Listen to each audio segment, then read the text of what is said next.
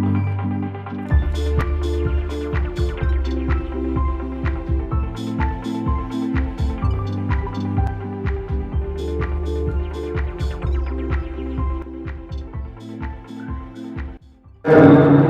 ब्रह्मा ओम शक्ति शून्य माता और निर्गुप्ता ओम भूर्भुवस्सुवः ओम शाकाय वैष्णवाय तन्नो शाकाय निरंजन प्रचोदयात्। ओम। आज गुरु पूर्णिमा का महत्व अपने सद्गुरु का आशीर्वाद देना, सद्गुरु की कृपा करना। आज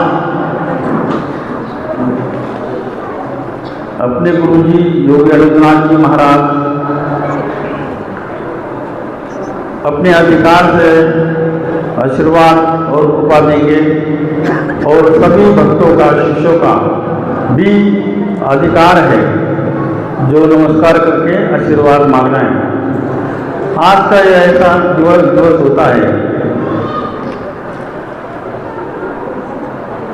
कि गुरु के चरणों में बिन मांगे सब मिल जाता है। निस्वार्थ होके, समर्पण होके जब तुम गुरु जी का, बाबा आनंदनाथ जी का दर्शन करते हो तो अपने आप ही आपको उसका आशीर्वाद प्राप्त होता है। इसमें गुरु के प्रति समर्पण भाव बहुत ही महत्व का है।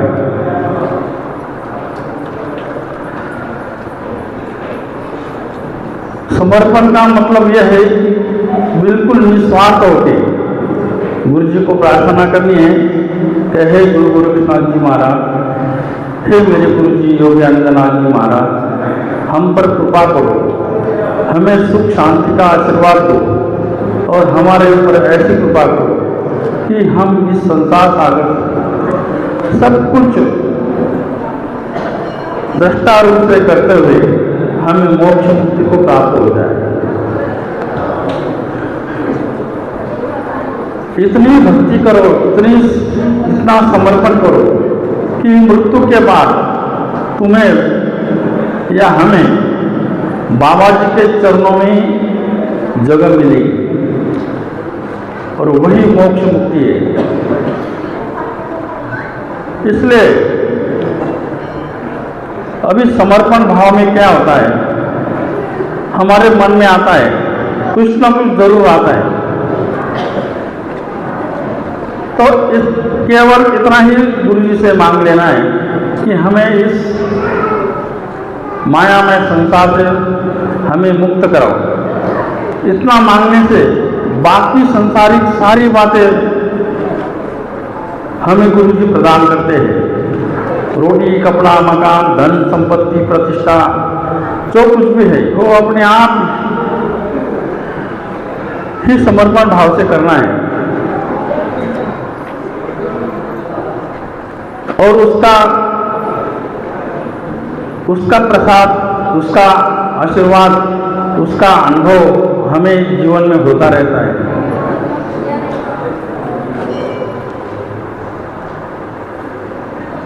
शिष्य ने गुरु को समर्पित होने का मतलब तन मन धन सारा ही समर्पण भाव से करेंगे तो आपको गुरु भी समर्पण भाव से आशीर्वाद देंगे। जितना अपनापन आपको अपने गुरु के प्रति लगता है उतना ही अपनापन गुरु के अंदर अपने आप आता है और वही अपनापन जो है उसको गुरु की कृपा वो लगाए।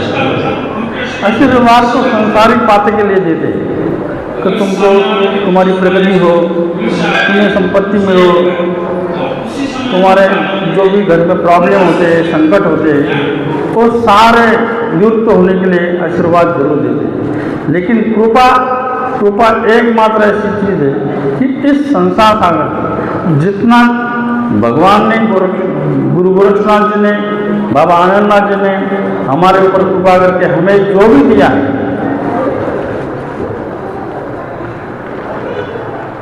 तो वो संसार रूप से दृष्टा रूप से, उसका हम अनुभव लेंगे, उपभोग लेंगे और अंत में मृत्यु के समय हम मुक्त हो जाएंगे। इतना मतलब गुरु में इतनी ताकत होती है कि वो हमें पाप पुण्य के परे ले जाते हैं। अगर तुम समर्पण होके, दृष्टा होके गुरु से ये करोगे, सेवा करोगे और प्रार्थना करोगे, तो गुरु का वो कृपा मतलब एक परमानेंट हो जाता है। जैसे ऐसा परमानेंट कृपा गुरु लोग उस समय तुमको देते। बाकी फिर आशीर्वाद जैसे तुम मांगते हो वो तुम्हें संसारिक बातों में गुरु का आशीर्वाद से वो प्राप्त होता है।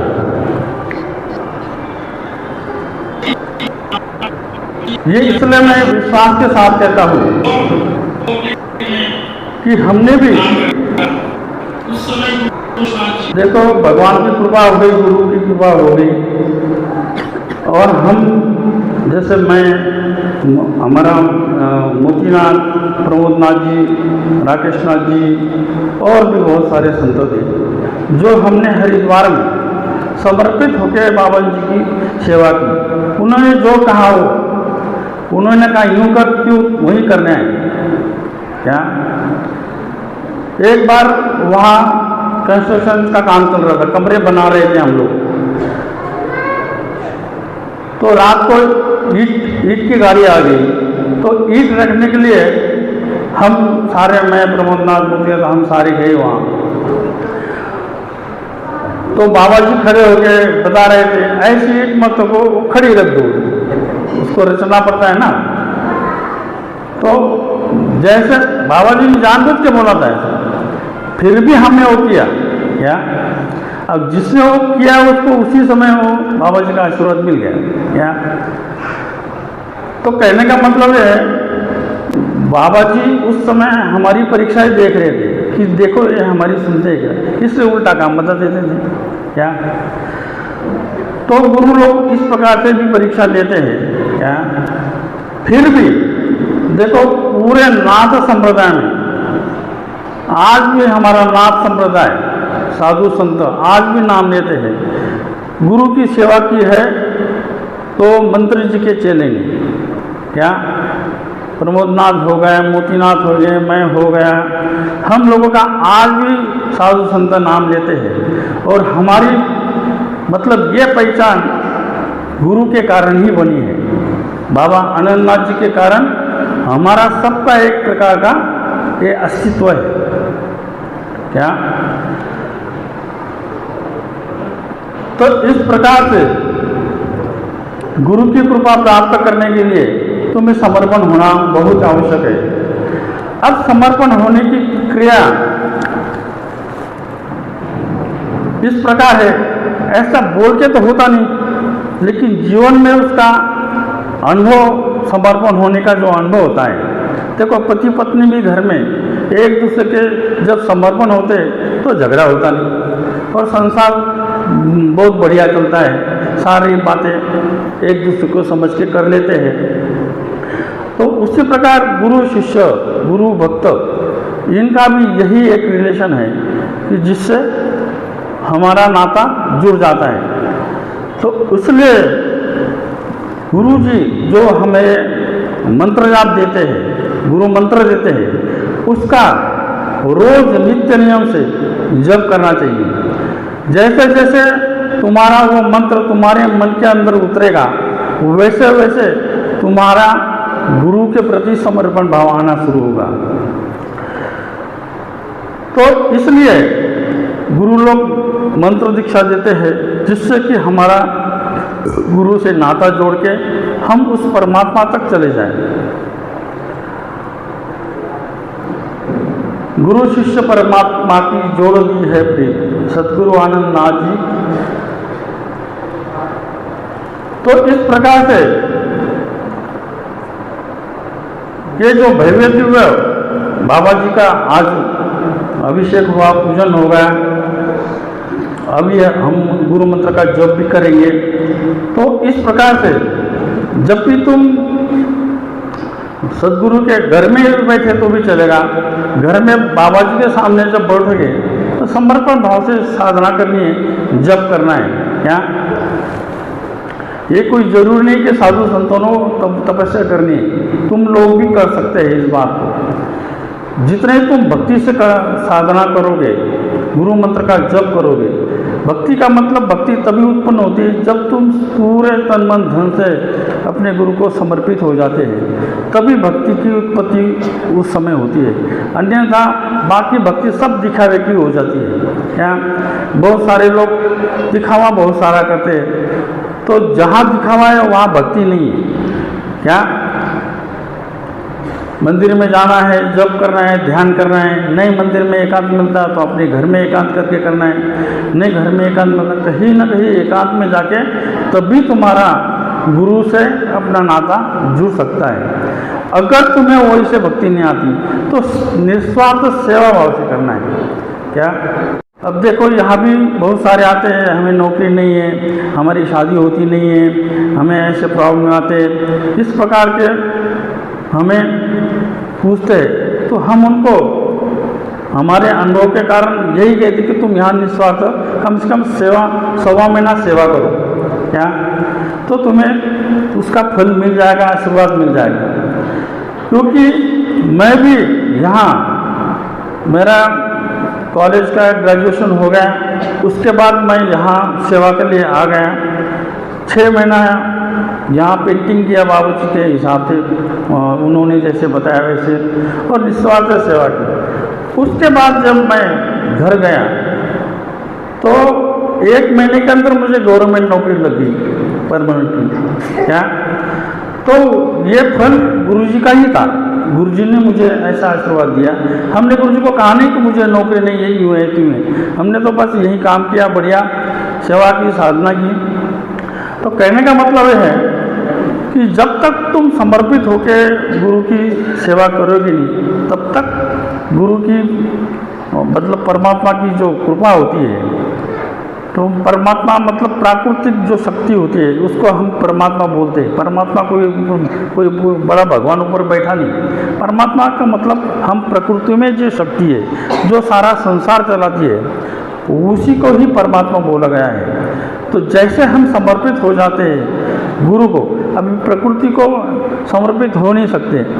अब जैसे खेती करते हैं तो खेती में जैसे लोग समर्पित होकर बीज रोपण करते हैं, वो नांगरनी वखरनी जो कुछ भी उसमें करते हैं, और जब तुम समर्पित मतलब ईमानदारी से करते, और लेकिन तुम्हारी अपेक्षा होती है कि इसमें ज़्यादा उत्पन्न आना चाहिए और उसमें पैसा मिलना चाहिए वगैरह वगैरह, तो इस भाव से तुम करते हो, तो ये सब स्थूल रूप में सेवा आती है। लेकिन निस्वार्थ भाव से तुम करोगे तो उसमें तुम्हारा देखो उत्पन्न इतना मतलब ईमानदारी से तुम तुम्हारे खेती में करोगे तो तुम्हें उत्पन्न ज़्यादा आएगा और उसका पैसा भी मिलेगा।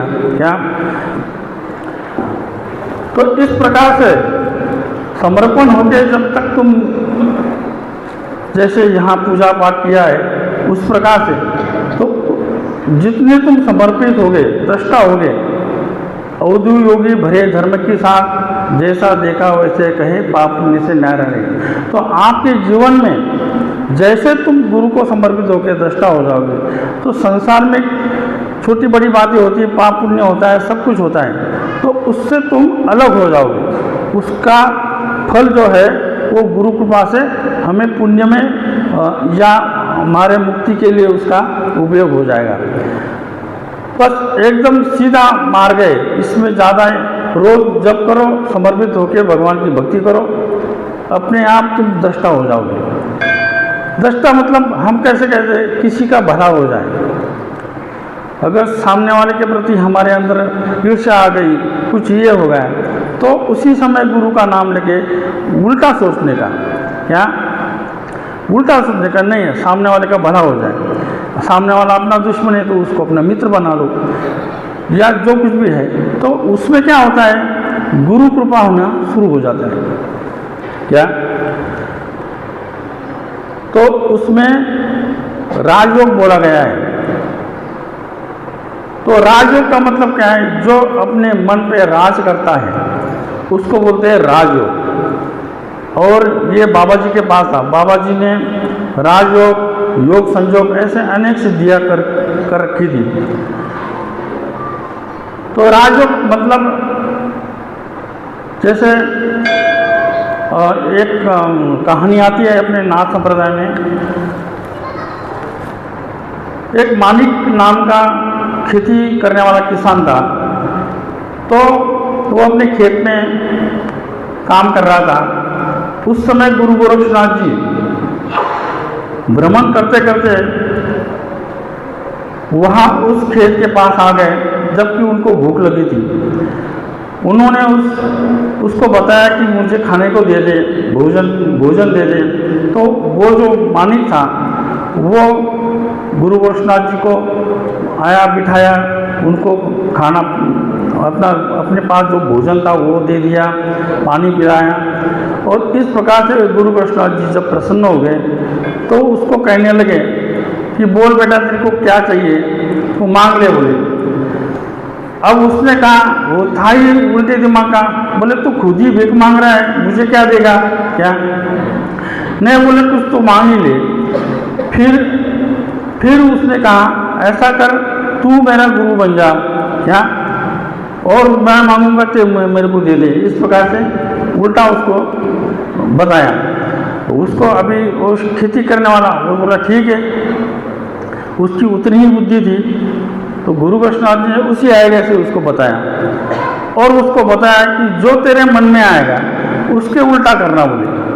मतलब वो जो कला है मन के ऊपर राज करने की, वो कला गुरु गोरक्षनाथ जी उसको बता रहे, लेकिन उसको समझाने उसकी बुद्धि उतनी ही थी। तो फिर जैसे गोरक्षनाथ जी ने कहा, जैसे गुरु ने कहा वैसे करने को, कि मन में जो आएगा उसकी उल्टा करने का मुझे। अब वो खेत में काम करने लगा, उसको घर जाने की इच्छा हो गई। बोले नहीं, गुरुजी ने ऐसा बोला है, फिर उल्टा नहीं जाने का। फिर काम करने के लिए तो फिर वही खड़ा रहा। फिर खाना खाने की इच्छा हो गई, बोले नहीं खाने का। तो इस प्रकार से उसकी वो एक प्रकार से उस पेड़ के नीचे उसकी तपस्या चालू हो गई क्या। और धीरे धीरे वो अपने मन पे राज करने लगा। और इसका अर्थ ये है कि जब भी तुम्हारे मन के अंदर किसी के प्रति बुरे विचार आए, या किसी को नुकसान करने का, किसी को अपमान करने का, या किसी के प्रति आपके मन में ऐसा भाव आ गया, या खुद के अंदर भी कोई पाप आ गया, तो उसके उल्टा करने का। जैसे तुम उल्टा करोगे तुम्हारा पुण्य का और सुख का शुरुआत हो जाएगी। तो इस प्रकार से उस मानिक किसान को गुरुजी ने जब बताया मन के उल्टा करना, तो वो हर चीज़ उल्टी करने लगा। क्योंकि मन में जितने भी बातें आती है, जितने भी इच्छाएं होती है, जितने भी विचार आते हैं, वो सारे संसारिक आते हैं, भगवान के बारे में आते नहीं। जब तक तुम गुरु के शरण में जाओगे नहीं, तब तक तुम्हें भगवान के लिए जो प्रेम है, जो भक्ति है, वो निर्माण होगी नहीं। इसलिए तो वो उस प्रकार से उसके अंदर वो परमात्मा के प्रति मानिक के अंदर भाव आने लगे। और फिर वो मन की इच्छाएं सारी भूलते गए, वो जो संसारिक इच्छा होती है। और धीरे धीरे उसका रूपांतर हो गया तपस्या में। और जब 12 साल के बाद गुरु गोरक्षनाथ जी वापसी में पुनः उसी खेत में आए, उन्होंने देखा अरे इसने तो मेरी बात मान के, ये तो तपस्या में खड़ा, उसका शरीर बिल्कुल ऐसा हो गया था क्या। तब गुरु गोरक्षनाथ ने उसको दीक्षा देकर उसका नाम अड़बंगनाथ रखा। तो आज भी 84 सिद्धों में अड़बंगनाथ जी का नाम आता है। तो इसको बोलते हैं राजयोग, जो मन के ऊपर राज करता है। अब जैसे मन में कुछ आता है और हम उसके उल्टा करते हैं, तो वो क्या हो गया, मन हमारी बात को मान रहा है क्या, तो हम मन के ऊपर राज कर रहे हैं क्या। तो जैसे भी इससे क्या होता है, पाप करने से आदमी बच जाता है, या किसी का नुकसान करने से बच जाता है, किसी का अपमान करने से बच जाता है क्या। अगला करता है वो उसका कर्म है, हम क्यों हमारा कर्म बिगाड़े। गुरु की कृपा से तुम्हारा कभी बुरा नहीं होगा अगर तुम किसी का अच्छा चाहोगे। तो इस भाव से धीरे धीरे भक्ति बढ़ती है और वो परमात्मा को प्राप्त हो जाती है। तो आज का जो दिन है गुरु पूर्णिमा का, इस समर्पण भाव, इस भक्ति भाव और गुरु की कम से कम याद भी बोला, तो इस चीज़ के लिए आज का दिन बड़ा महत्व का है। आज के नक्षत्र, ग्रह, तारे सारे योग संयोग से गुरु तत्व में सम्मिलित है। हम अगर उस गुरु तत्व से उस परमात्मा के पास जुड़ना चाहते हैं तो हमें गुरु ने दिया हुआ मंत्र का एकाग्र होकर जप करना पड़ेगा और वो हम उस जप को इस प्रकार यहाँ जप करके गुरु के द्वारा उस परमात्मा को याद करेंगे।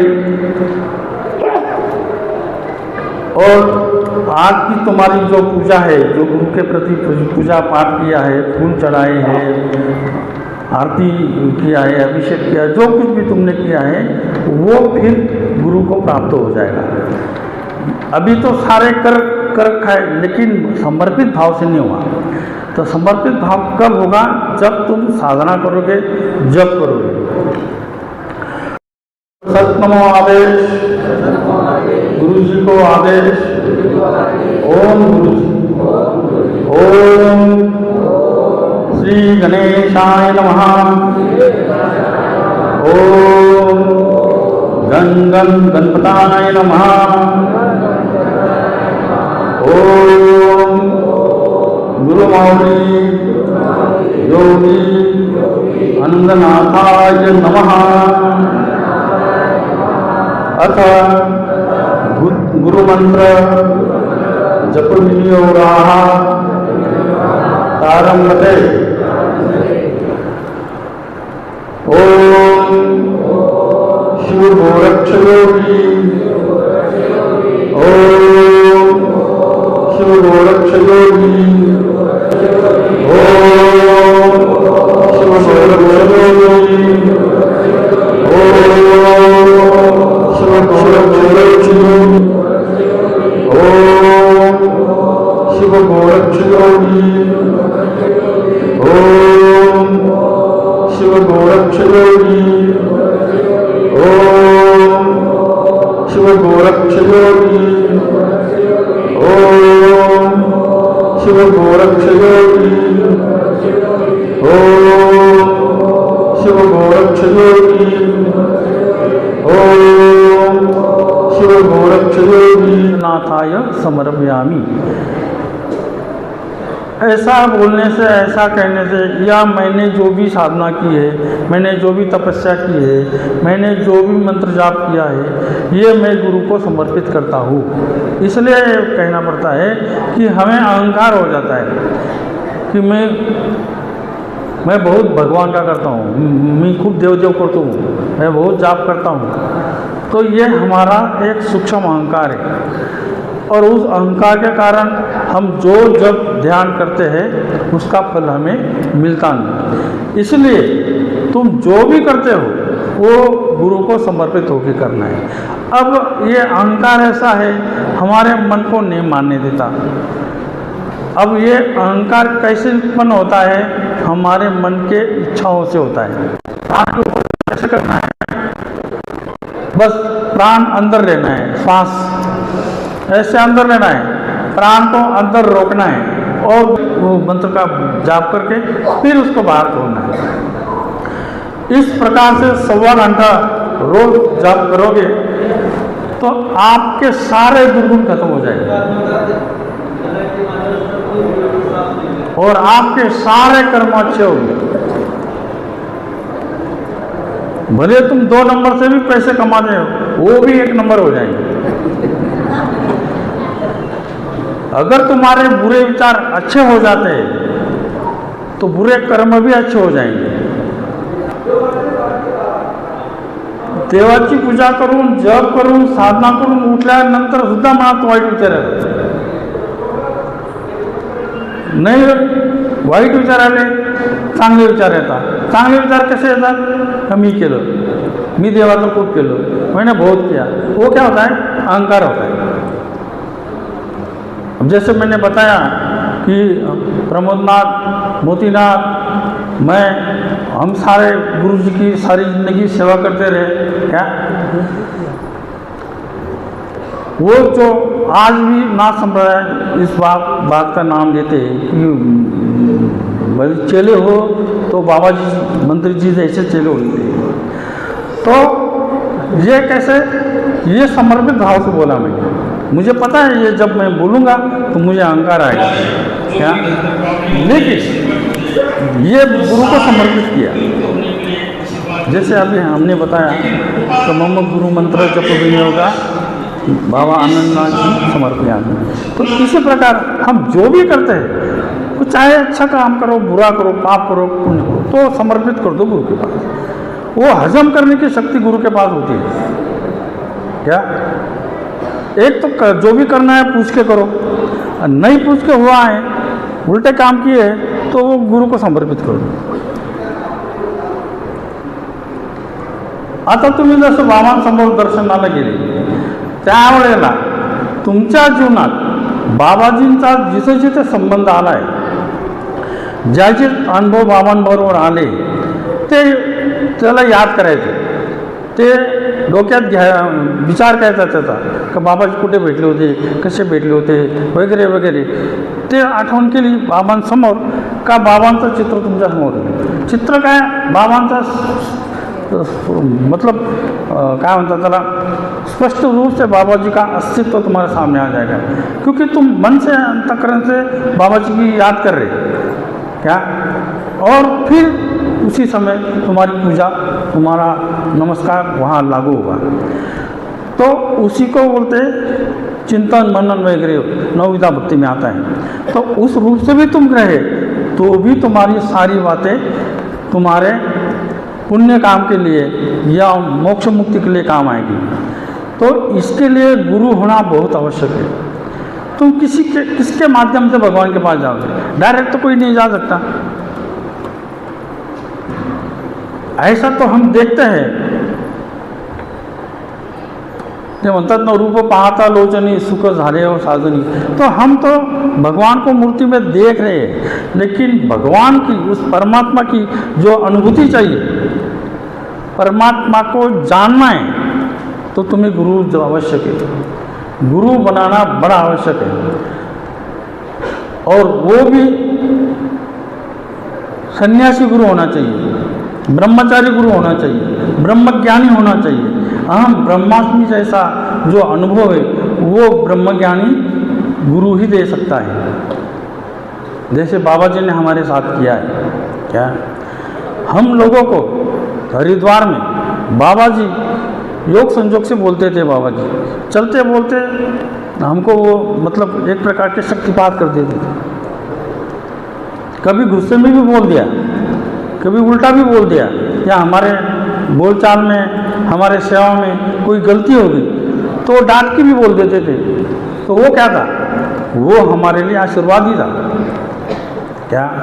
लेकिन हमारा अज्ञान, हम समझते गुरुजी तो मुझे गाली देते हैं, गुरुजी तो मेरा ये करते हैं, वो करते हैं, या गुरुजी मेरे से प्रेम नहीं करते हैं। क्या?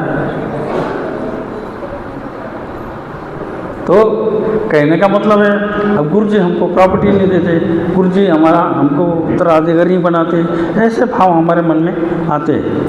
तो उस समय अगर बाबा जी को उस रूप से हम आचरण करने लगे, अब तुम भी, अब सारे आए हैं गुरु के चरण में आए हैं, और हमने मतलब हम सबकी अपेक्षा होती है कि गुरु जी हमसे प्रेम करें, हमें आशीर्वाद दें। अगर उसमें कोई ये हो गया तो तुरंत मन में आ जाता है कि गुरु जी तो हमसे प्रेम नहीं करते। क्या? तो ये मन का स्वभाव है। तो इस स्वभाव को बदलने के लिए गुरु होना बड़ा आवश्यक है। जो भी तुम्हारे मन में अच्छे बुरे जो भी आएगा, तो सारा गुरु को समर्पित करो।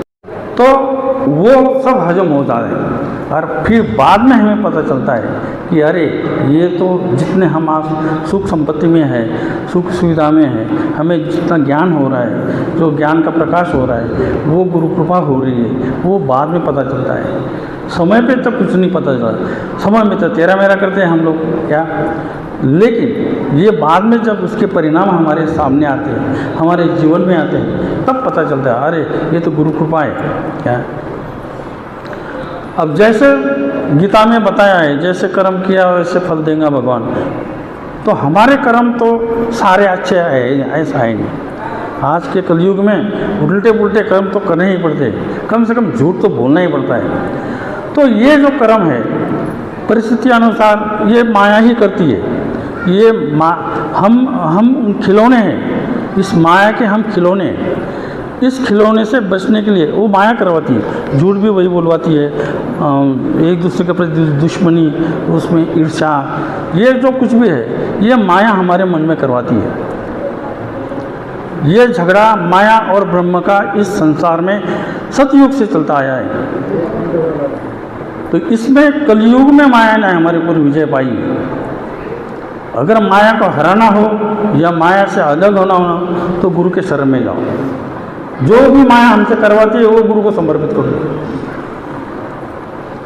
2 नंबर का पैसा आया तो हमें समर्पित कर दो। क्या एक कहने का मतलब कि हमारे जो भी है वो गुरु को समर्पित, एक माध्यम में कि हम पाप पुण्य से परे जाएंगे, वो गुरु के कारण से जाएंगे। अवधू योगी भरे धर्म की साख, जैसा देखा वैसा कहे पाप पुण्य से न्यारा रहे। हमारा धर्म, हमारी जो साख, अवधू योगी भरे धर्म की साख म्हणजे गुरु के प्रति देना। हम गुरु को जो देते हैं वो ही समर्पित भाव देना है। तो ऐसा अगर आप करोगे जीवन में, अब समर्पित भाव ओरिजिनल आने के लिए मूलतः तुम्हें जप करना पड़ेगा। जप करने से हम गुरु के साथ परमात्मा से जुड़ जाते हैं, उस शक्ति से। वो एक अलग शक्ति है। जैसे जप करोगे तुम, कुछ दिन के बाद तुम्हें अनुभव आना शुरू हो जाएगा, अरे मैं तो माया से अलग हो रहा हूँ क्या, और परमात्मा से जुड़ रहा हूँ। फिर वहाँ कुछ नहीं रहता, एक अलग अस्तित्व निर्माण होता है। लेकिन उसमें जैसे मैंने कहा है, प्राण के ऊपर जप करो क्या, उसके जपा बोलते हैं। जो अपने सांस के ऊपर गुरु मंत्र का जाप करते हैं वो बहुत जल्दी इस पाप पुण्य से न्यारा होकर परमात्मा को प्राप्त होता है। क्या गुरु जी तो रास्ता दिखाते हैं, जैसे मैं भी बता रहा हूँ तुम लोगों को कि सांस के ऊपर ये जप किया करो क्या। तो इस प्रकार से रोज 1.25 घंटा सूर्योदय होने के टाइम, जैसे मानो 6:30 बजे सूर्य उगता है तो 6 बजे ही बैठ जाना है तुमको जप करने को। 6 बजे से 7, 7:15 बजे तक जाप करना है। मन लगो ना लगो, आसन छोड़ना नहीं, बैठे रहना और जप करते रहना। एक दिन ऐसा आएगा तुम्हारा जप करने में मन लगेगा, लेकिन रोज उसी समय करना है, सूर्योदय के समय नित्य नियम से करना। उतना 1 घंटा खाली तुम गुरु को परमात्मा को दे दो, बाकी दिन भर तुम्हारा संसार चलाओ, तुम्हारे संसार के काम करो, कोई बात नहीं क्या। लेकिन सुबह का 1 घंटा 1.25 घंटा भगवान के लिए, गुरु के लिए जरूर देना क्या। तुम सारा दिन पूजा करके पाठ करके उसका कुछ नहीं मिलने वाला। एकाग्र होकर सुबह गुरु मंत्र का जाप करेंगे, अगर तुम गुरु को समर्पित होकर जप करोगे तब तुम्हें वो फल मिलना शुरू हो जाएगा। जैसे जैसे अपने शरीर में मन चित्त, जब योग करके जप करने का मतलब ये है,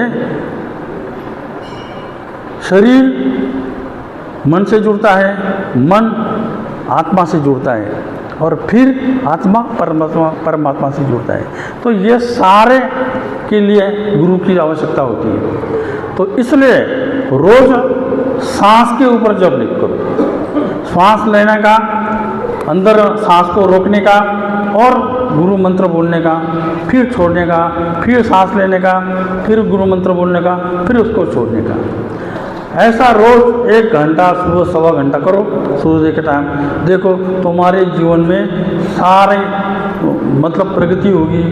मतलब जीवन का जो प्रकाश है, जब सूक्ष्म में हमें प्रकाश मिल रहा है तो उसका स्थूल में कितना मिलेगा, उसके 4 गुना 5 गुना हमें हमारे जीवन में प्रकाश मिलता है। तो हमारे सारे कार्य हो जाए, हमारे संकट दूर हो जाएंगे, सारा अपने आप, मांगना नहीं पड़ता अभी, ये अपने आप हो जाता। बस केवल तुमको 1 सवा घंटा सुबह गुरु मंत्र का जप करना है। शुरुआत में गणेश जी का नाम लेना है, श्री गणेशाय नमः या गण गणपताय नमः। फिर अपने गुरु जी का नाम ले लो, क्या गुरु जी का नाम 1 बार ले लो या 108 बार ले लो।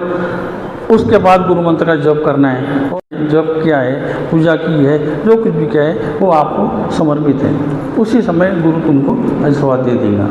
या किसी महत्व के काम के लिए जाना है, किसी से बात करनी है, किसी से पैसे जिसको तुमने उधार दिए उससे वापस लेने, आजकल कोई देता नहीं वापस, क्या तो ऐसे अगर तुम्हारे महत्व के काम हो तो ज़रूर सुबह जाप करके समर्पण गुरु को करके फिर गुरु जी को प्रार्थना करनी कि भाई मैं यहाँ से काम के लिए जा रहा हूँ, मेरा काम होना चाहिए, क्या तो ऐसा करोगे तो तुम्हारे सारे काम हो जाएंगे। जब तुम गुरु मंत्र का जप करते हैं तो धीरे धीरे जैसे जैसे दिन बढ़ते हैं, 6 महीना क्या 6 साल, जैसे जैसे तुम्हारे दिन बढ़ते हैं तुम्हारे शरीर के पूर्ण एक कवच बनता है, तेरा ओरा बनता है। जो ओरा शरीर के अवधि भोवती जो बनता है वो कम्प्लीटली पॉजिटिव बनता है। लेकिन इसमें ऐसा है, धीरे धीरे जैसे जैसे ओरा बनता है वो ऐसा बनेगा जब तुम मांस मच्छी खाओगे नहीं, शराब पियोगे नहीं, चोरी करोगे नहीं, किसी का अहित करोगे नहीं, ये बातें धीरे धीरे मन करेगा। जैसे जैसे जब बनेगा ना वैसे वैसे आगे आगे तुम्हारा मन अपने आप अच्छा हो जाएगा और इन बातों से तुम बच जाओगे। और जब ये सब खत्म हो जाएगा तब तुम्हारे शरीर के पूरी एक चक्र बनता रहेगा, क्या और वो चक्र तुम्हारे सारे काम कर देंगे। और वो चक्र इतना भक्कम होता है कि आने वाले संकट भी रुक जाते हैं। जैसे अभी मैं नवग्रह का मंदिर बना रहा हूँ यहाँ, क्या ग्रह का जो हमारे ऊपर परिणाम होता है, ग्रह का परिणाम कैसा होता है, ग्रह से जो किरणें निकलती है, ग्रह के ऊपर सूर्य की किरणें पड़ते हैं और सूर्य की किरण वो रिफ्लेक्स होते हमारे ऊपर आती है पृथ्वी के ऊपर। और फिर वो जो ग्रहों के जो गुण हैं वो गुण उस किरण रूप उस किरणों द्वारा हमारे ऊपर आते हैं और हमारे वैसे काम चलते हैं। इसलिए ग्रह शांति वगैरह करते तो उसकी सुविधा या ठिकानी हमने नवग्रह मंदिर बनाया है। आप सबको एक कहने की मैं अनुरोध करता हूँ आप सबको कि वहाँ 9 ग्रहों की मूर्तियाँ भी बिठानी है। तो जिस किसी को अपने अनिष्ट ग्रह के लिए उस ग्रह की मूर्ति तुम वहाँ बिठा सकते हैं। उसके लिए दान रूप में मूर्ति की ऑर्डर हम दे देंगे, मूर्तिनाथ दे देगा और पैसे हमको दे देना क्या। और फिर उस प्रकार से 9 ग्रह का मंदिर बनेगा। फिर तुम जाके वो इस तंत्र से मैं बना रहा हूँ उसमें हर 9 ग्रह की वनस्पति भी लगाई है, 9 ग्रह के यंत्र भी मैं उसी धातु में लगाऊंगा और मूर्ति भी पत्थर में बनेगी और उसमें उसके नग भी फिट करूंगा। और उससे तुम केवल जाके वहाँ पूजा करोगे, नमस्कार करोगे, तुम प्रार्थना करोगे तभी वो ग्रह काम करेगा। उसके पहले वहाँ दक्षिण मुखी हनुमान हमने स्थापित किया है। ये बहुत पहले की बात है, जब बाबा जी की सेवा में मैं आया था यहाँ, मैं तब भी साधना करता था। तो साधना में भी मुझे ऐसा ही, फिर बाबा जी को हमने कहा कि बाबा जी यहाँ दक्षिण मुखी हनुमान चाहिए। तो बाबा जी बोले ठीक है हो जाए। वो मूर्ति मुझे किसी ने भेज दी, नासिक के भक्त थे। फिर उनसे पंचमुखी हनुमान बनाया है, सिंदूर का बनाया है। उसको सिंदूर लगाओ, हनुमान तेज हो जाता है। और तुम जो भी प्रार्थना करो हनुमान को पहले बोल देने का कि मेरा ये शनि महाराज मेरे अनिष्ट है, तो आप शनि महाराज को बता दो को मेरे ऊपर कृपा करो। ऐसा करके वहाँ जो सिंदूर लगाना है हनुमान को, सिंदूर लगा के वो सिंदूर नारियल को लगा के वो नारियल उस ग्रह के सामने चढ़ा देना या फोड़ देना, तो तुम्हारे काम हो जाएंगे। क्योंकि हनुमान की बात सारे ग्रह सुनते हैं। क्या? क्योंकि वो रावण ने उनको बंदिश कर रखा था नवग्रह को, तो उनको उस बंदी ग्रह से हनुमान जी नहीं छुड़ाया था। उस समय उन्होंने पंचमुख रुद्र अवतार लेके फिर उनको वहाँ से छुड़ाया था। तो इसलिए हनुमान जी की बात सारे ग्रह मानते हैं। इसलिए इसमें सब जगत का कल्याण होगा। तुम जो मूर्ति बिठाओगे, उस मूर्ति जिसके ऊपर तुम्हारे वो कृपा करेगी, तो उसकी जो दुआ है वो तुमको मिलेगी। जो तुमने मूर्ति बिठाई है, जो यंत्र बिठाया है, जो तुम करोगे, उसकी जो दुआ है वो तुमको मिलेगी। तुम्हारा और भी भविष्य उज्जवल हो जाएगा। तो इस प्रकार से और भी दान धर्म तो आप आते रहते हैं, आपको तो पता है। क्योंकि दान इसलिए किया जाता है कि हमारे हाथ से गलत काम बहुत सारे हो जाते हैं, तो उसको पुण्य में परिवर्तित होने के लिए हमें दान धर्म करना पड़ता है। क्या? वो तुम्हारी इच्छा है, तुम्हारी कैपेसिटी है, तुम्हारी जैसी परिस्थिति है उस रूप से तुम कर सकते हो। क्या? ऐसा नहीं करोड़ रुपए कमा रहे हो और 11 रुपये चढ़ा दिए, ऐसा भी नहीं होना चाहिए। क्या? गुरु के प्रति समर्पित भाव है, तो उसी रूप से तुमने उसको दान धर्म करना चाहिए। किसी भी रूप में कर सकते। जैसे अभी मैं इधर जाता हूँ, ककानी भड़गांव, इधर उधर, इसके भगत अन्न रूप से हमें दान देते हैं। तो इस प्रकार से दान किसी भी रूप में आप कर सकते हैं।